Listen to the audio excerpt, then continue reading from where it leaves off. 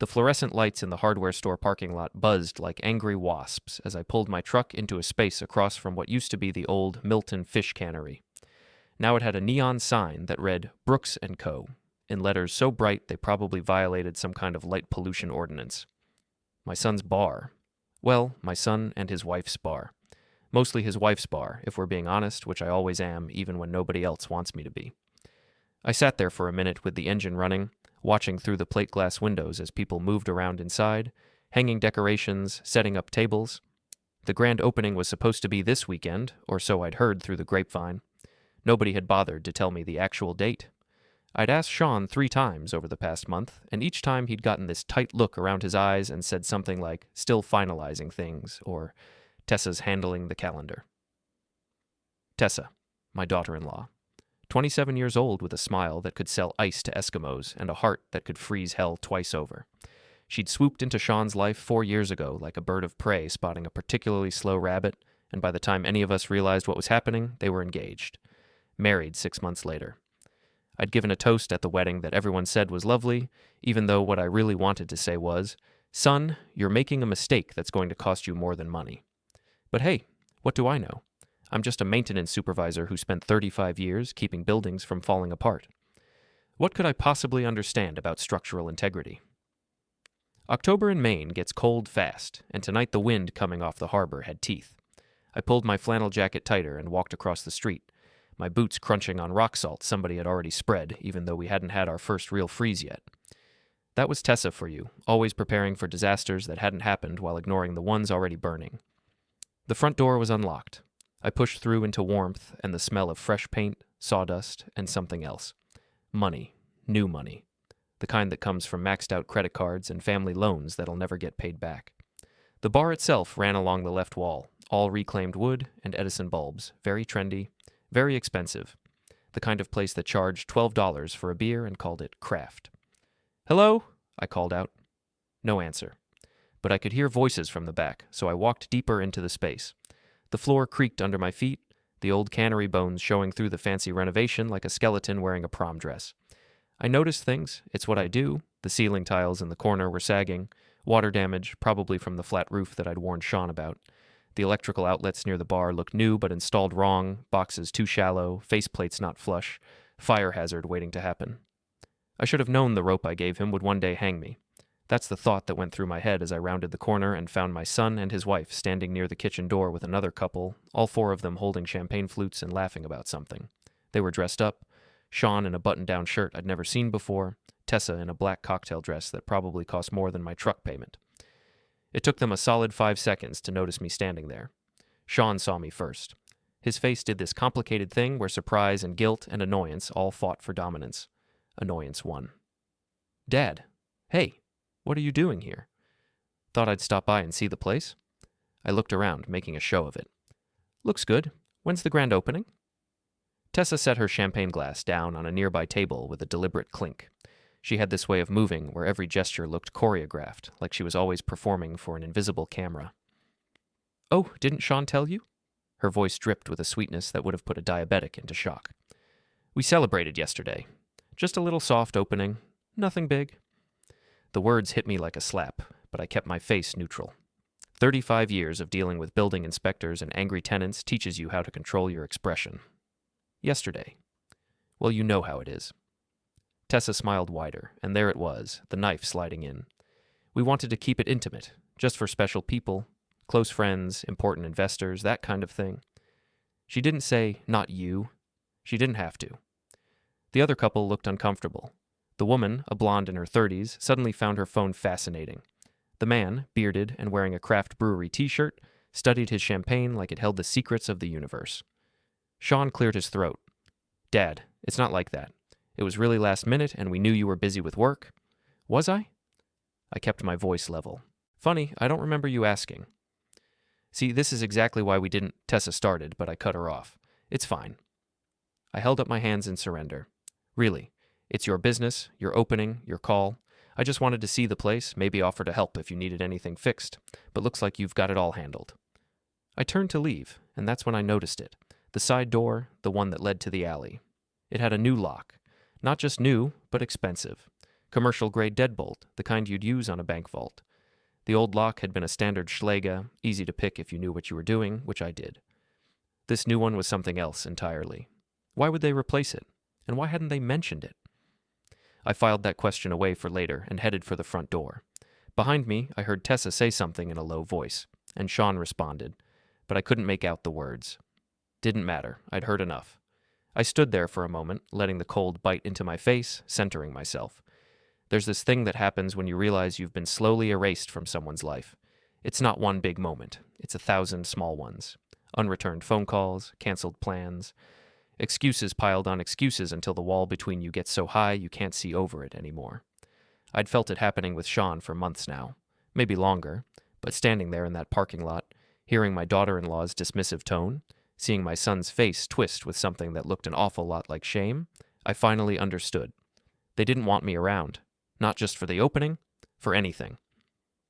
I climbed back into my truck and sat there with the engine off, watching the happy celebration continue inside the bar. Through the windows, I could see Tessa laughing, throwing her head back in that exaggerated way she had. Sean was smiling too, but it looked tight, forced. The other couple had relaxed now that I was gone. My phone buzzed. Text from Mara, my wife. "How'd it go?" I typed back. "About as well as a root canal without anesthesia." 3 dots appeared immediately. Mara's response came through, "Come home. I made stew, and I have opinions." I smiled despite myself. Mara's opinions were usually worth hearing. We'd been married 33 years, and she'd never once sugar-coated anything. It was one of the things I loved most about her. I started the truck and pulled out of the parking lot. In my rearview mirror, I could see the neon Brooks & Coburn sign glowing against the dark sky. My name, our family name. Being used to sell overpriced drinks to people who thought artisanal meant worth paying triple. Special people only, Tessa had said, not you. The thing about being dismissed is that it gives you a kind of freedom. When someone decides you don't matter, they stop watching what they do around you. They get careless, sloppy. They forget that the quiet guy in the flannel shirt might be paying attention to more than they realize. I'd spent 35 years noticing things other people missed. Loose bolts, faulty wiring, structural weaknesses that could bring down entire buildings if left unchecked. It's what made me good at my job. It's what kept people safe. But it's also what made me dangerous when I decided to stop being careful. I didn't know it yet, driving home that October night with the wind howling outside my truck and the taste of humiliation still bitter in my mouth. But that moment in the bar was the beginning of something, a shift, a crack in the foundation that would eventually bring the whole damn thing crashing down. They'd invited everyone else to their special opening. Everyone but me. Fine. Next time, they wouldn't have to invite me at all. I'd show up anyway. And by the time I was done, they'd wish they'd kept that old lock on the side door. Before we continue, hit the hype button, subscribe, and like the video to help the channel grow. Tell us which city you are from in the comments. We'd love to get to know our audience better. Mara was waiting for me at the kitchen table when I got home, a glass of red wine in front of her, and that look on her face.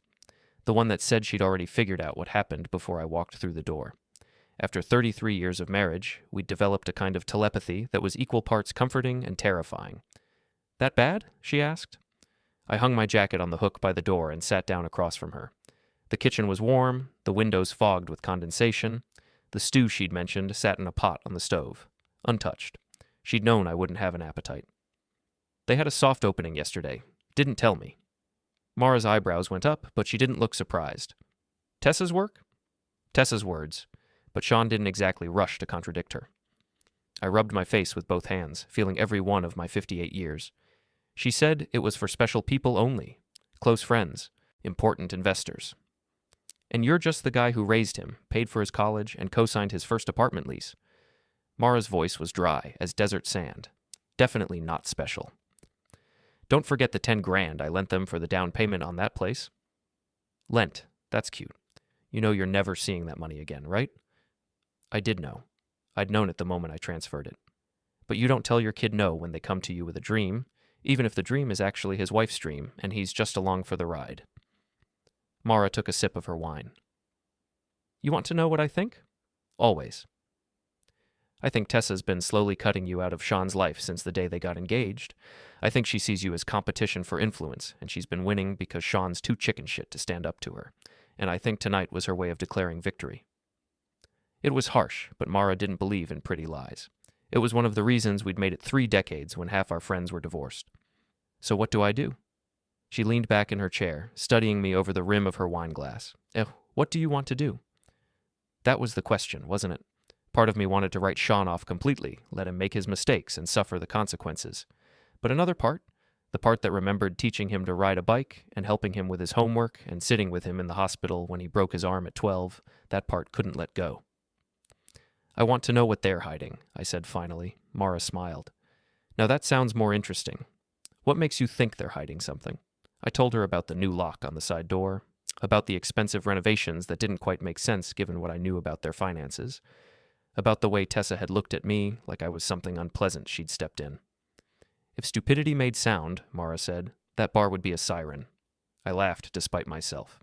That's dark. I'm feeling dark. She stood up and walked to the stove, ladling stew into 2 bowls. You're going to investigate, aren't you? Maybe. Liar. You're absolutely going to investigate. I know that look. It's the same look you get when you find a building code violation. She was right. I was already mentally cataloging everything I'd seen in the bar, every detail that seemed off, the sagging ceiling tiles, the improper electrical work, the expensive lock on a door that should have been the least of their security concerns. We ate in comfortable silence for a while. The stew was good, thick with beef and vegetables, the kind of meal that stuck to your ribs and made you remember why you married someone in the first place. Outside, the wind rattled the windows, October giving way to November's darker mood. You know what bothers me most? I said finally. Tell me. It's not the money. It's not even the disrespect. It's that he looked ashamed when I showed up, like I was the embarrassment, not them. Mara reached across the table and squeezed my hand. Kids grow up, and sometimes they grow into assholes. It happens. The question is whether you're going to let them get away with it. What would you do? Me? I'd wait. Watch. Let them dig their own hole. And when they finally came crawling back because they needed something, I'd smile and say no. She paused. Or I'd burn their whole world down. Depends on my mood. You're scary when you're vindictive. I prefer to think of it as strategically ruthless. My phone buzzed on the table. Text message. I picked it up and felt my jaw tighten. It was from Sean. Sorry about tonight. Tessa didn't mean it the way it sounded. We'll do dinner soon, just the 4 of us. I showed it to Mara. She snorted. Translation. Tessa absolutely meant it the way it sounded, and this dinner will never happen. I typed back, Sure, let me know when. The response came immediately. Will do. Thanks for understanding, Dad. I set the phone down harder than necessary. Thanks for understanding, like I'm some kind of saint who's supposed to just smile and take it. You know what your problem is? Mara said. You're too nice. You've been too nice your whole life. People take advantage of nice. What's the alternative? Be an asshole? No. Be strategic. Be calculating. Be the kind of person who smiles to your face while building a trap you won't see until it's too late. I stared at her. Have you been watching revenge thriller movies again? 3 last week. Very educational. She grinned. I'm just saying, you've spent 35 years knowing how buildings work, how systems work, how to find the weak points in structures. Maybe it's time to apply that knowledge to people. It was a dangerous thought, the kind that could lead down roads I'd never traveled before. But as I sat there in my warm kitchen with my wife's hand in mine and the taste of good stew in my mouth, I couldn't shake the image of Tessa's face. That smile. That dismissive, cruel smile that said I was nothing to her. Less than nothing. I'll think about it, I said. Mara raised her wine glass. To thinking about it. I clinked my water glass against hers. To thinking about it. But I'd already decided. I just didn't know it yet. The next morning, I woke up to my alarm at 5:30 like always. Mara was still asleep, her breathing deep and even. I got dressed quietly and headed out to my truck. I had a job that morning, a maintenance call at an office building downtown. Broken heating system. The building manager had called it urgent, which meant expensive. I stopped at Dunkin' Donuts for coffee, extra large with cream and sugar, and a breakfast sandwich I'd regret by noon. The girl at the window was new, fumbling with the change, apologizing profusely. I told her not to worry about it and left her a $5 tip. She looked like she needed it more than I did. The office building was one of those glass and steel affairs from the 90s, all sharp angles and reflecting windows that made it look like it was about to take off into space. The heating system was in the basement, a maze of pipes and ducts that would have intimidated anyone who didn't know what they were looking at. I did. I'd been maintaining this building for 7 years. The problem was obvious once I found it. A valve had been installed backward, restricting flow. Some jackass contractor had done it during a renovation last month and nobody had caught it. I fixed it in 20 minutes and charged them for 2 hours.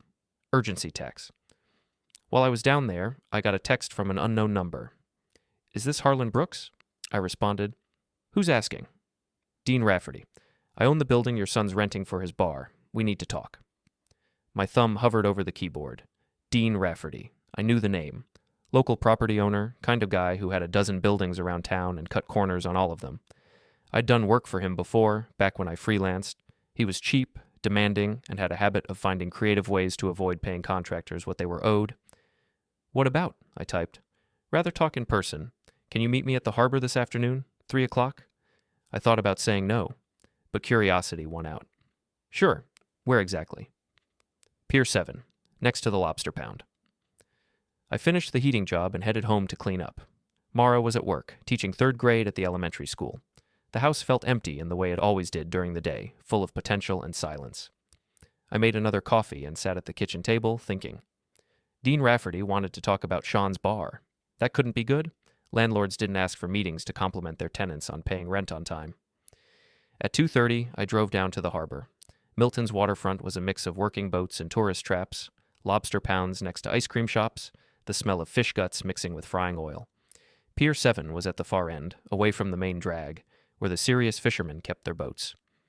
Dean was waiting for me, leaning against the railing and looking out at the gray water. He was 62, maybe 65, with a face like a weathered dock post and hands that had done their share of work once upon a time. Now he just collected rent and complained about property taxes.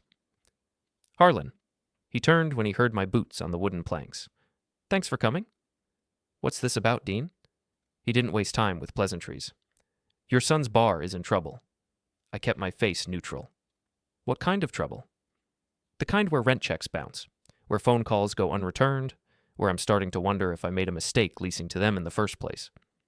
"How far behind are they?" 2 months, almost 3, depending on how you count it. And before you ask, yeah, I've tried talking to them. The wife gives me excuses. The son avoids me. I'm done being patient. 2 months. That was at least 15 grand, maybe 20, depending on what he was charging them. That was serious money. The kind that could sink a business before it even got started.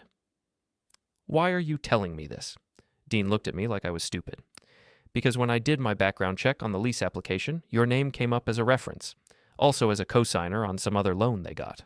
I figured maybe you'd want to know your son's about to get evicted before it becomes everyone's business."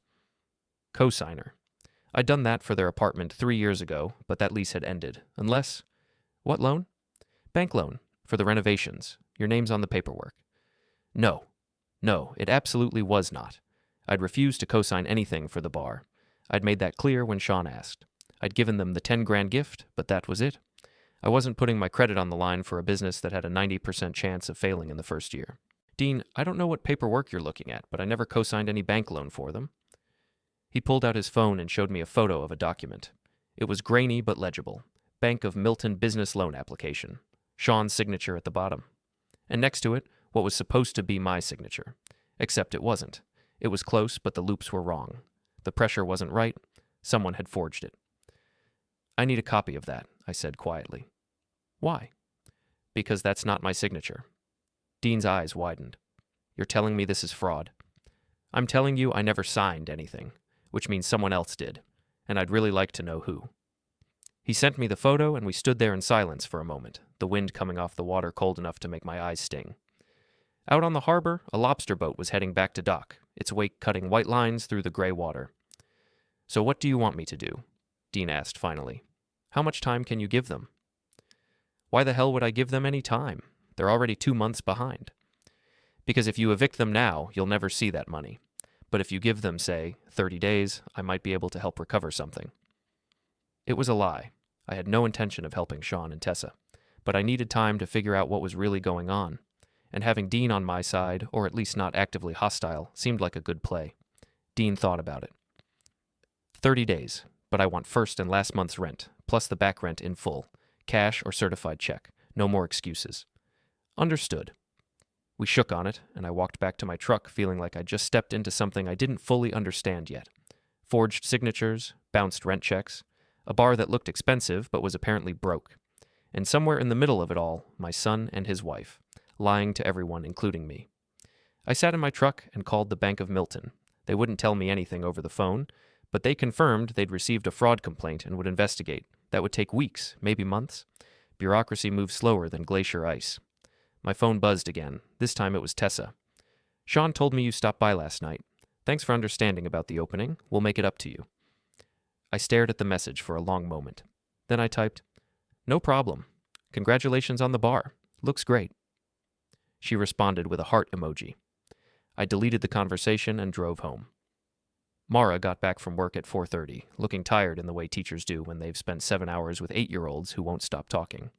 She dropped her bag by the door and collapsed on the couch. "Pour me wine," she said. "Large."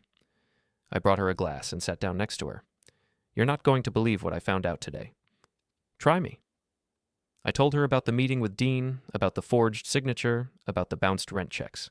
She listened without interrupting, sipping her wine and processing. When I finished, she said, "So they're not just disrespectful, they're criminals." "Looks like it. And you're going to do something about it." "I'm thinking about it."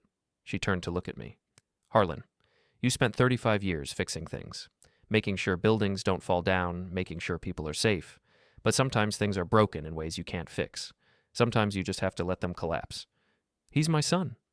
He's a grown man who forged your signature and is apparently okay with letting you take the fall for his bad decisions. At some point, you have to ask yourself what you owe him versus what you owe yourself." She was right. I knew she was right. But knowing something and accepting it are two different things. "I'm going to give them a chance to come clean," I said. "And when they don't, then I'll figure out what comes next." Mara finished her wine in one long swallow. "You're a better man than I am." "You're a woman." "You know what I mean." I did. And I also knew that this was just the beginning, the first crack in the foundation, the first sign that the structure was unsound. Pretty soon, the whole thing would come crashing down, and I was going to make sure I wasn't standing underneath it when it did.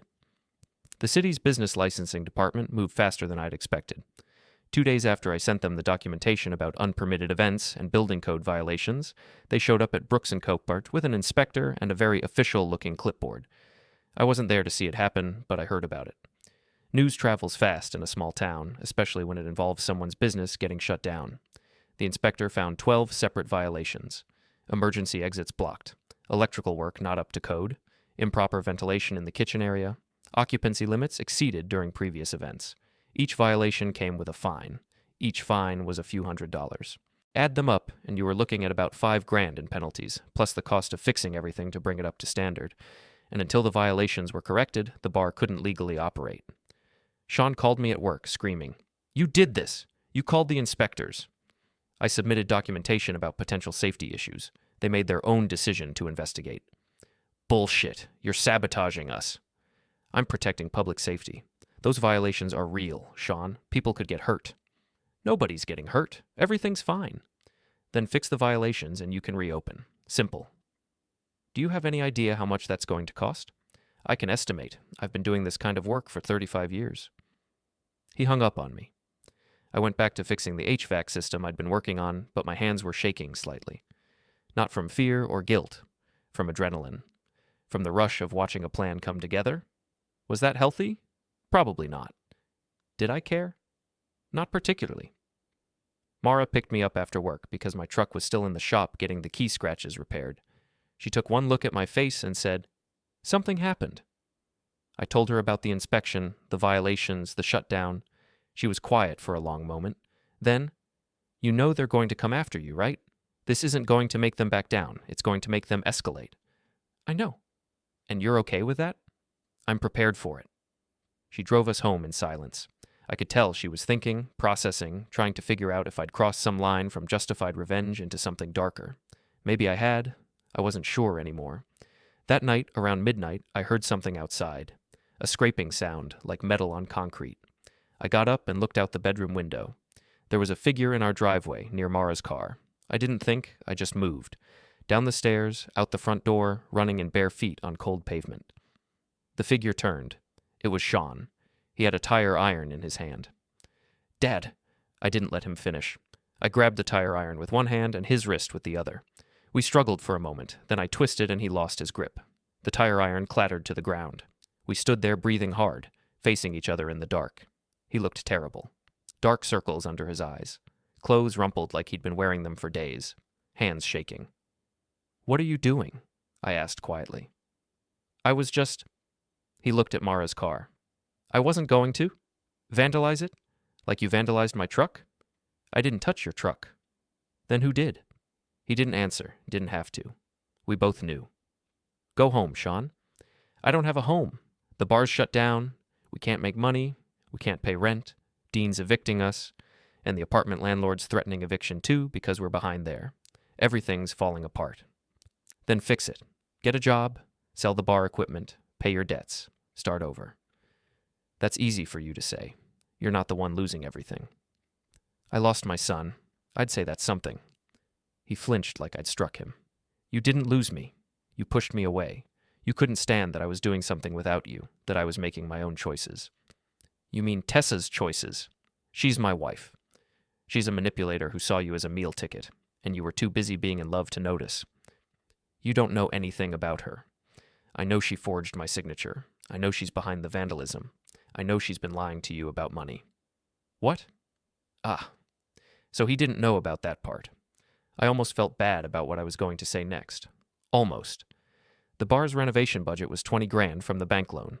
Where do you think it all went? Because I've seen the work that was done, and it's not $20,000 worth. Maybe 10, tops. So where's the other 10,000, Sean? He stared at me. Supplies. Equipment. Licensing fees. "Did you see the receipts? Did you actually verify where the money went?"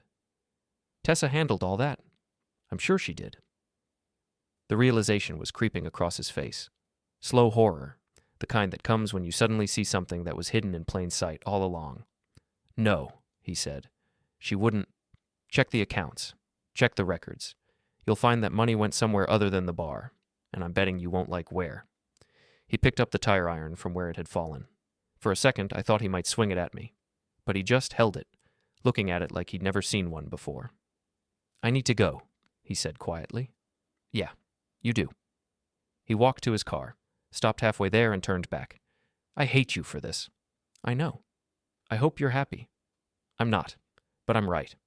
And sometimes that's more important." He drove away. I stood in the driveway until the taillights disappeared, then went back inside. Mara was sitting on the stairs in her robe. "I heard all of that," she said. "Good. Saves me having to explain." "You told him about the missing money." "He deserved to know. He's going to confront her." "Probably.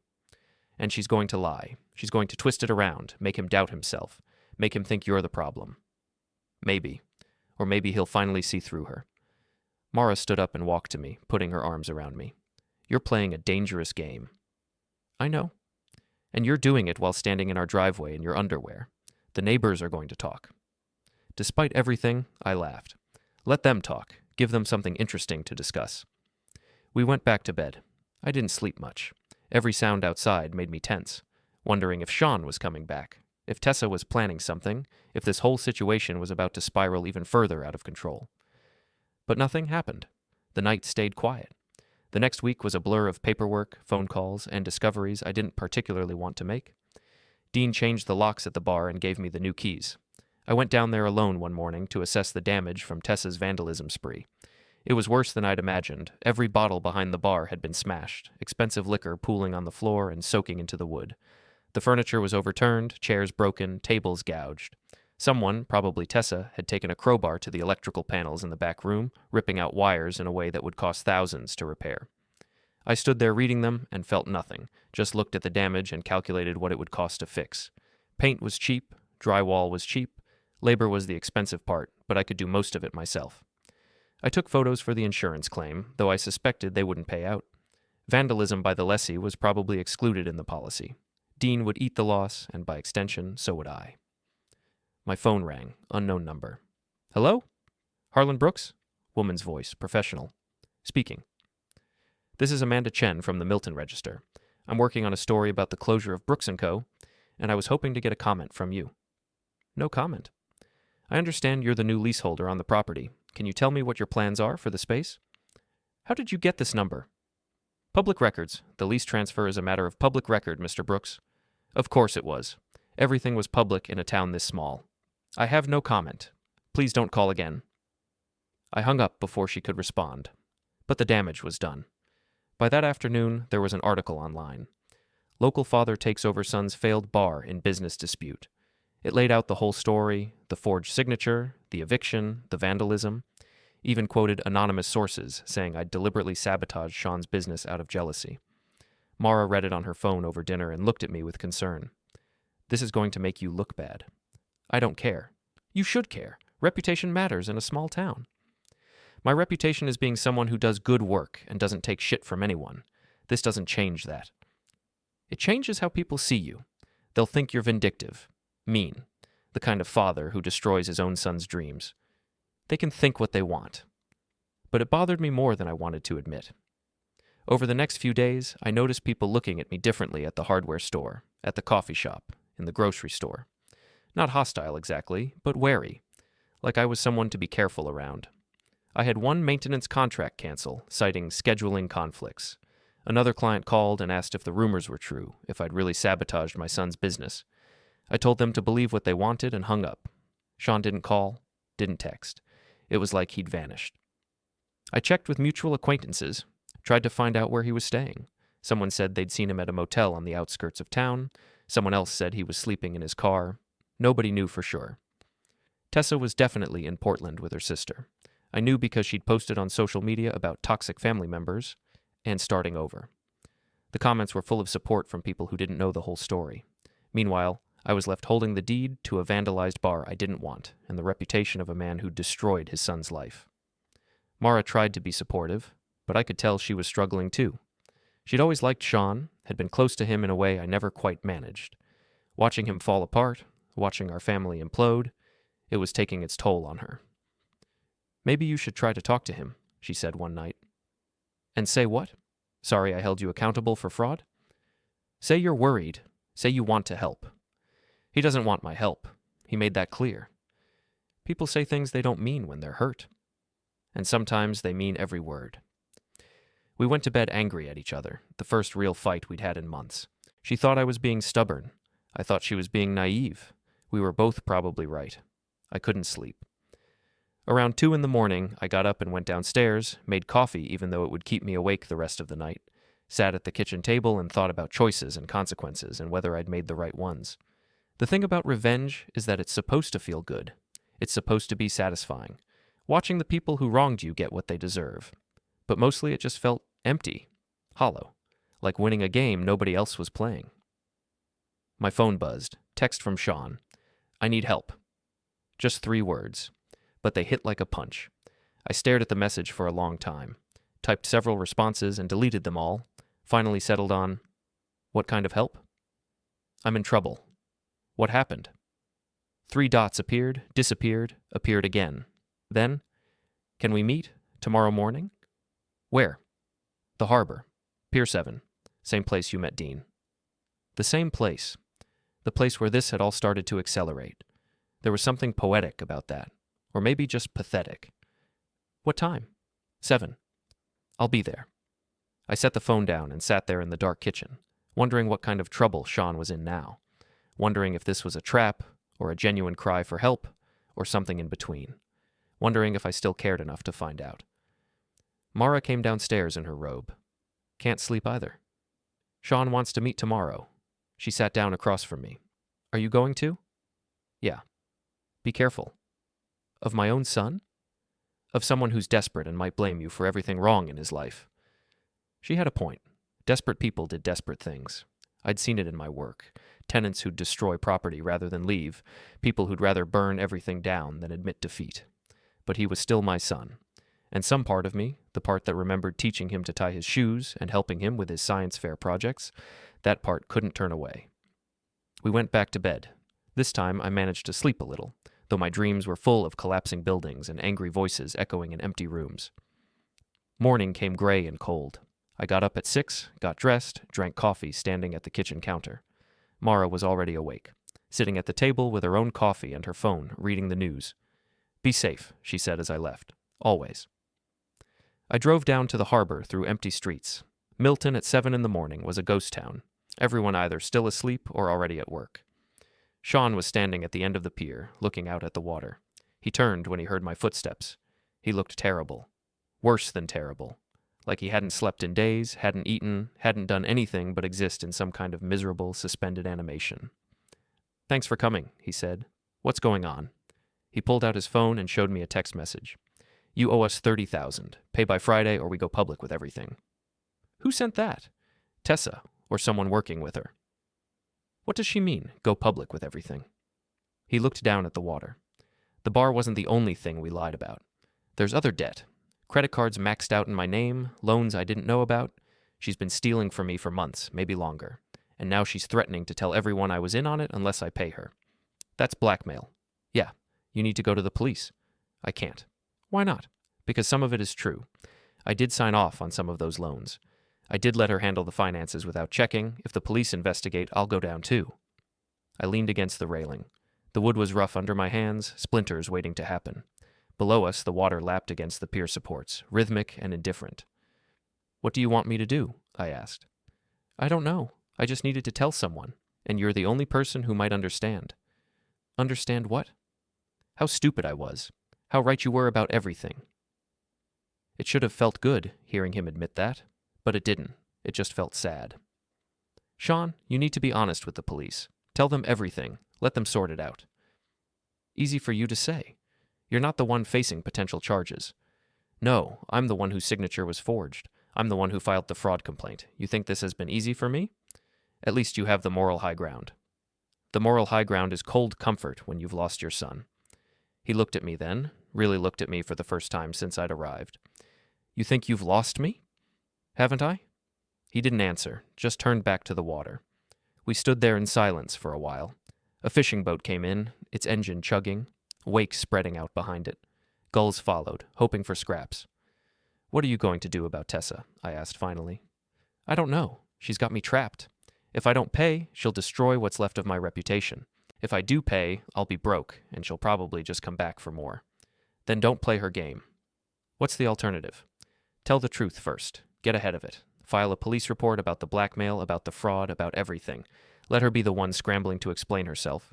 He shook his head. "You make it sound simple." "It is simple. Not easy, but simple. I can't. I'm too tired. I'm too broken. I just want this to be over." "Then it's over. Walk away. Let her have whatever she wants. Start over somewhere else." "With what? I've got no money, no job, no prospects. The bar was everything."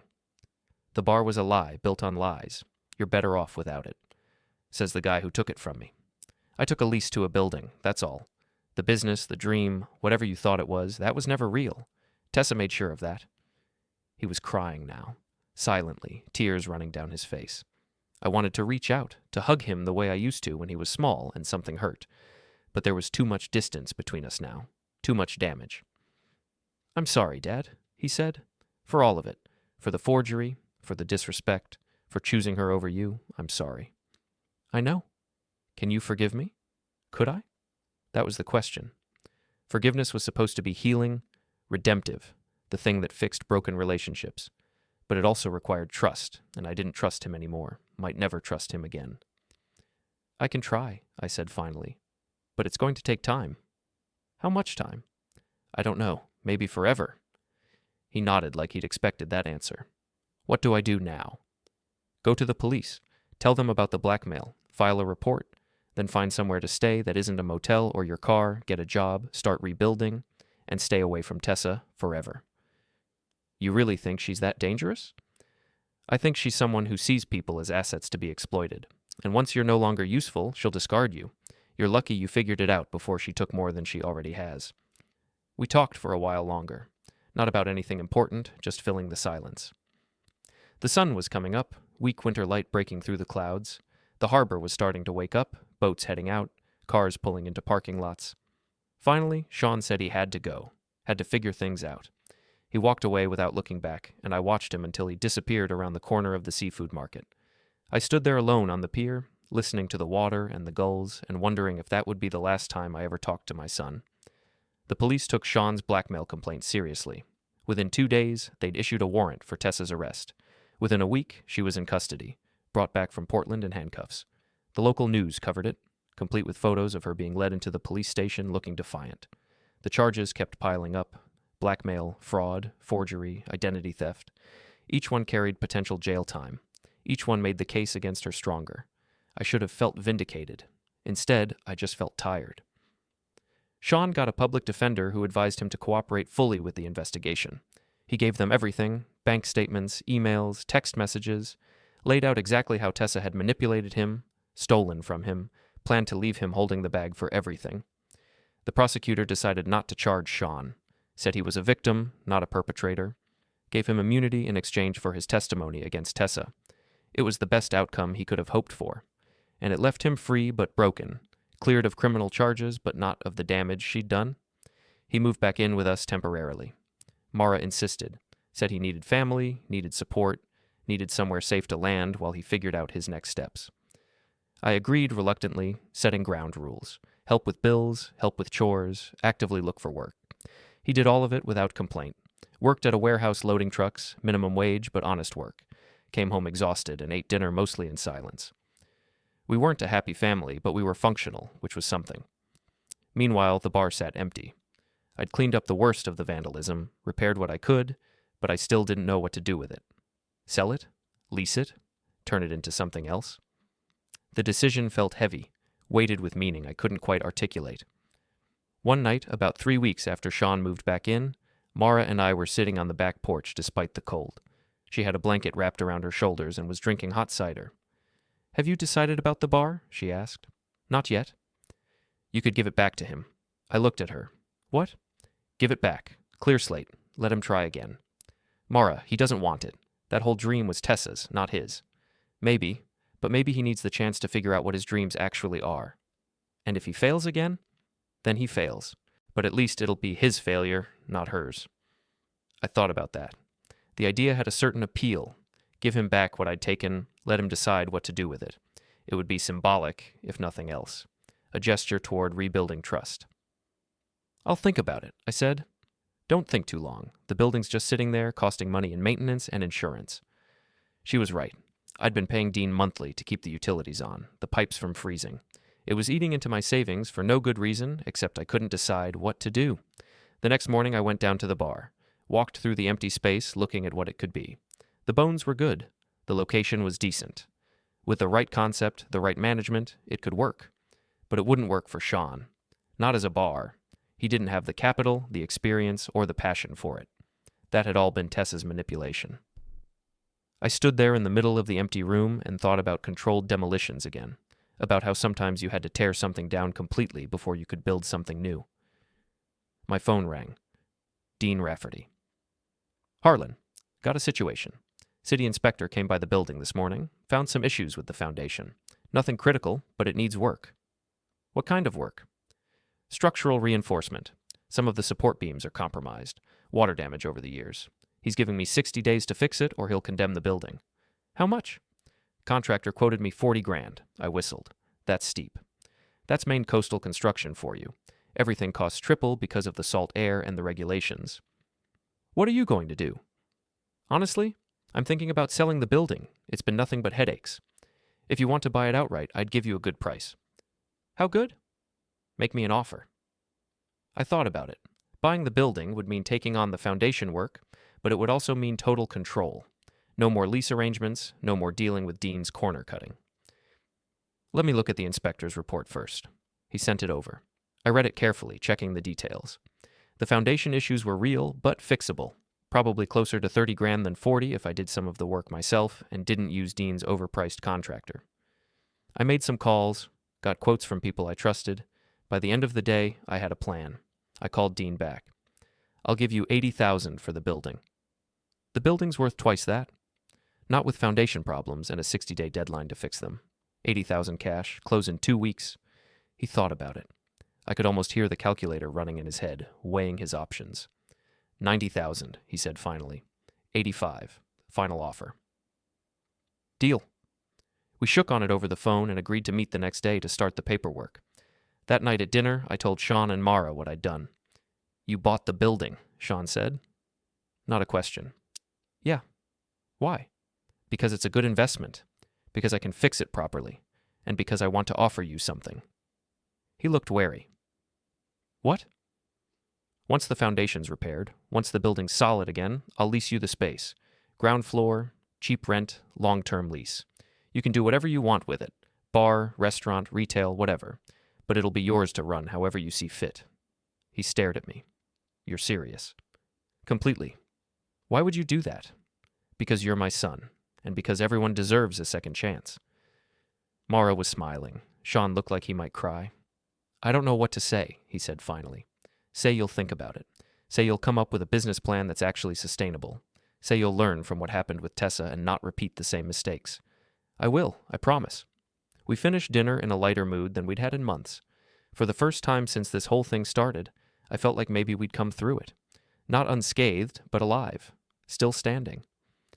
The next few weeks were a blur of construction, paperwork, and planning. The foundation work was extensive but manageable. I hired a good crew, supervised the work myself to make sure it was done right. No corner cutting, no compromises. Sean came down to the building sometimes to watch. Didn't say much, just observed. I could see him thinking, planning, figuring out what he wanted to do with the space. Tessa's trial was scheduled for January. The prosecution's case was solid. Multiple witnesses, documentary evidence, Sean's testimony. Her public defender was trying to negotiate a plea deal. I didn't follow it closely. Whatever happened to her was her business. I'd done my part, filed my complaint, told the truth. The rest was up to the justice system. But I did get one piece of news that surprised me.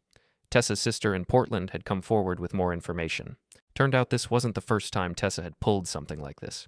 She'd scammed an ex-boyfriend out of $20,000 a few years back, stolen from a previous employer. Pattern of behavior, the prosecutor called it, made their case even stronger. Sean took it hard when he found out. Realized he'd never really known her at all, had been dating a persona she'd created specifically to manipulate him. It was a hard truth to swallow, but he swallowed it. Started seeing a therapist. Started working on himself. Started thinking about what he actually wanted out of life instead of what someone else had told him to want. By December, the foundation work was done. The building was solid, safe, ready for whatever came next. I'd repaired the vandalism damage, painted over Tessa's angry messages, fixed the electrical panels she'd destroyed. The space was clean, empty, full of potential. I gave Sean the keys one evening after dinner. Didn't make a big deal of it, just set them on the table between us. "It's yours if you want it," I said. He picked them up, turned them over in his hands. "What do I owe you?" "First month's rent when you open for business. Until then, just work on getting your plan together." "That's not enough. The repairs, the foundation, buying the building, you've spent a fortune." "Call it an investment in my son's future. All I ask is that you make it count." He nodded, pocketing the keys. "I will, I promise." Mara raised her wine glass. "To second chances." We clinked glasses and drank. Outside, it was snowing. Big, fat flakes that would probably stick. The first real accumulation of the year. Through the window, I could see them falling in the glow of the streetlight, covering everything in clean white. It felt symbolic. A fresh start, a clean slate. Things weren't perfect. Sean and I were still rebuilding trust. The financial hit from buying the building and repairing it had drained my savings. And there was no guarantee his new business, whatever it ended up being, would succeed. But we were trying. And sometimes that's all you can do. Try, fail, learn, try again. Keep building even when the foundation's shaky. Keep moving forward even when you're not sure where you're going. The snow kept falling. Inside, warm and safe, we finished our dinner and talked about small things. Safe things. The kind of conversation families have when they're healing but not yet healed. And for now, that was enough. January came in cold and brutal. The kind of cold that made metal brittle and skin ache and turned the harbor into a sheet of ice. Sean had been living with us for 2 months now, and we'd settled into an uneasy but functional routine. He worked during the day, came home tired, helped with dinner, went to bed early. On weekends, he'd go down to the building and work on his plans. He'd decided not to do a bar. Too many bad associations. Instead, he was thinking about a breakfast and lunch place. Coffee, sandwiches, simple food done well. I thought it was a good idea. More sustainable than a bar, lower overhead, easier to manage solo or with minimal staff. He'd been researching equipment, pricing out supplies, building a business plan that actually made sense. Tessa's trial was approaching. February 5th. The prosecutor kept Sean updated, told him he'd definitely need to testify. He wasn't looking forward to it, but he was committed to seeing it through. Meanwhile, I was dealing with the fallout from my own choices. The story about me destroying my son's business had taken on a life of its own. Gossip in small towns spreads like fire in dry grass, and people love a villain. I'd become that villain for a certain segment of Milton. I lost 2 more maintenance contracts, had a few awkward encounters at the grocery store where former friends suddenly found other aisles to shop in. It hurt more than I wanted to admit. Mara said to ignore them, that people who believed gossip without knowing the full story weren't worth my time anyway. She was probably right, but it still stung. One afternoon in mid-January, I was at the building checking on some final repairs when I got a visitor I wasn't expecting, our Dean Rafferty. "Harlan." He walked in without knocking, looking around at the renovated space. "Place looks good." "Thanks. What brings you by?" "Wanted to see what you'd done with it. Also wanted to apologize." I set down my tools. "For what?" "For not seeing what was happening sooner. With your son and his wife. I should have noticed the red flags, should have been more careful who I leased to." "Not your fault. They fooled a lot of people." "Maybe, but I feel like I contributed to the mess." He pulled out an envelope from his jacket. "Anyway, I wanted to give you this. Consider it a goodwill gesture." I opened it. Inside was a check for $5,000. "Dean, I can't—" "Yes, you can. It's what I would have spent on lawyer fees if this had turned into a bigger legal mess. You bought the building, took on the headache, fixed it up. Consider this my contribution to making things right." I tried to argue, but he wouldn't hear it. Just clapped me on the shoulder and left, leaving me standing there with a check I didn't know what to do with. That night, I showed it to Mara and Sean at dinner. "That's generous," Mara said. Sean looked uncomfortable. "Is this because of me?" "It's because Dean Rafferty has more conscience than I gave him credit for," I said, "and because sometimes people surprise you." I deposited the check and put the money toward Sean's equipment fund for his restaurant. Didn't tell him, just did it. Figured he could use the help without the weight of knowing where it came from. February came. The trial started on the 5th, like scheduled. Sean testified on the 2nd day. He was nervous, rehearsing his statement the night before, asking me and Mara to listen and tell him if it sounded okay. It sounded fine. It sounded honest. It sounded like a man who'd made mistakes but was trying to own them. He came home after testifying, looking drained. Said Tessa's lawyer had tried to paint him as a co-conspirator, but the prosecutor had shut that down fast. Said the jury seemed sympathetic. The trial lasted a week. In the end, Tessa was convicted on multiple counts. The judge sentenced her to 3 years in prison, with possibility of parole after 18 months. She'd also have to pay restitution to all her victims, including me. I wasn't holding my breath on seeing that money, but the conviction felt like closure, like the universe had balanced the scales, at least a little bit. Sean took it quietly. I think he'd expected her to get off somehow, to charm her way out of consequences the way she always had. Seeing her actually face justice seemed to shift something in him. "It's really over," he said that night. "Yeah," I agreed. "It is. What do I do now? Now you build something real?" He nodded and went upstairs. I heard him on the phone later, talking to the equipment supplier about delivery dates, planning, moving forward. March brought warmer weather. The ice in the harbor melted.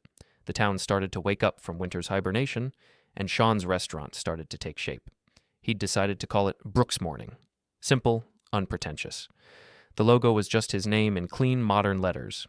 No pretense of being anything other than what it was, a neighborhood breakfast spot. I helped him with the build-out when I had time, installing equipment, running electrical, making sure everything was up to code. We worked side by side, not talking much, just doing the work. It reminded me of when he was younger, helping me with projects around the house, the easy silence of shared work, the satisfaction of seeing something come together piece by piece. One afternoon, while we were installing the industrial dishwasher, he said, "I'm sorry, I doubted you." "What?" "When you tried to warn me about Tessa? When you said the bar was a bad idea. I thought you were just being negative, trying to control my life. But you were right. About everything." "I wasn't right about everything. I should have tried harder to make you see what was happening instead of just pulling away." "Would I have listened?" "Probably not, but I should have tried." We finished installing the dishwasher and stood back to look at it. It was huge, industrial grade, capable of handling whatever volume Sean threw at it. "This is a good thing you're building," I said. "I'm proud of you." His eyes got wet. "Thanks, Dad." We didn't hug. We weren't there yet, but we were getting closer. April came. Brooks Morning opened on the 15th, a soft opening with just friends and family. The place looked great, clean, modern, welcoming. Sean had hired 2 staff members, both with experience, both reliable. The food was good, really good, simple but executed perfectly. Fresh ingredients, reasonable prices, quick service, everything a neighborhood breakfast place should be. I sat at the counter with Mara, eating eggs and toast, watching Sean work. He looked happy, tired, stressed, probably terrified of failing, but genuinely happy. "Think it'll work?" Mara asked quietly. "Yeah, I do." And I meant it. This wasn't built on lies or manipulation or stolen money. This was built on hard work and honest planning and lessons learned the hard way. If it succeeded, it would be his success. And if it failed, it would be his failure. But at least it would be his. Over the following weeks, Brooks Morning built a steady customer base. Nothing dramatic, just slow, consistent growth. Word spread about the good food and friendly service. Reviews appeared online, mostly positive. Sean worked insane hours, but he didn't complain. This was his, completely, and that made all the difference. By May, he'd made his first rent payment on time, handed me a check with visible pride. I deposited it and didn't tell him I'd already mentally allocated that money back toward his business. Let him have the satisfaction of standing on his own feet. The gossip about me destroying my son's dreams had mostly died down. People could see Sean was doing fine, actually better than fine. The narrative shifted from cruel father to tough love that worked out. I didn't care either way. I knew the truth. I'd done what I thought was right, and things had worked out better than I'd dared hope. One evening in late May, Sean stopped by the house after closing the restaurant. He looked exhausted, but satisfied. "Can I talk to you both?" he asked. We sat in the living room.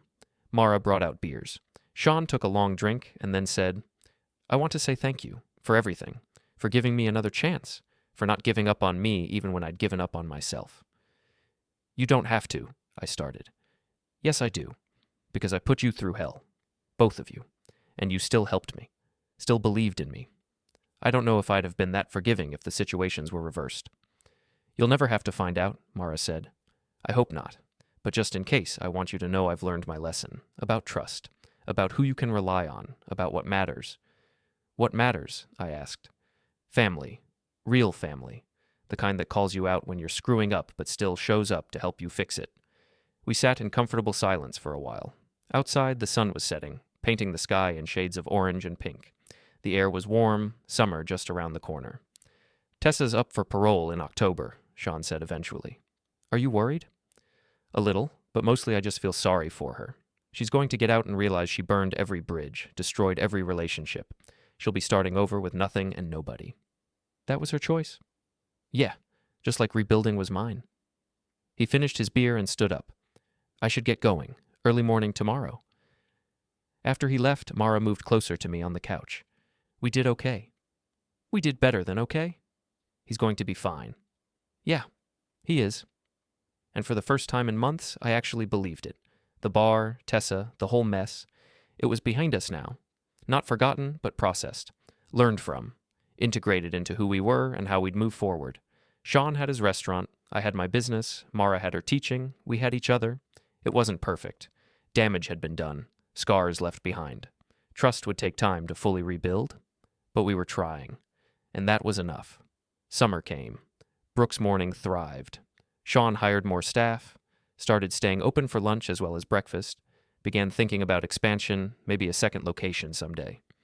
He was careful now, checked everything twice, kept detailed records, didn't trust blindly. The lessons from Tessa had stuck, changed him, made him wiser, if more cautious. I watched him grow into the man he should have been all along, and I was proud. Life went on, the way it always does. Seasons changed, bills got paid, work got done, relationships healed, slowly but surely. And through it all, I remembered what I'd learned. That love sometimes means letting people fall. That trust has to be earned, not given freely. That family is important, but so is self-respect. That sometimes you have to tear things down completely before you can build something worth keeping. The foundation of our family had cracked. But I'd repaired it, reinforced it, made it stronger than it was before. And now, whatever we built on top of it would stand, would last, would be real.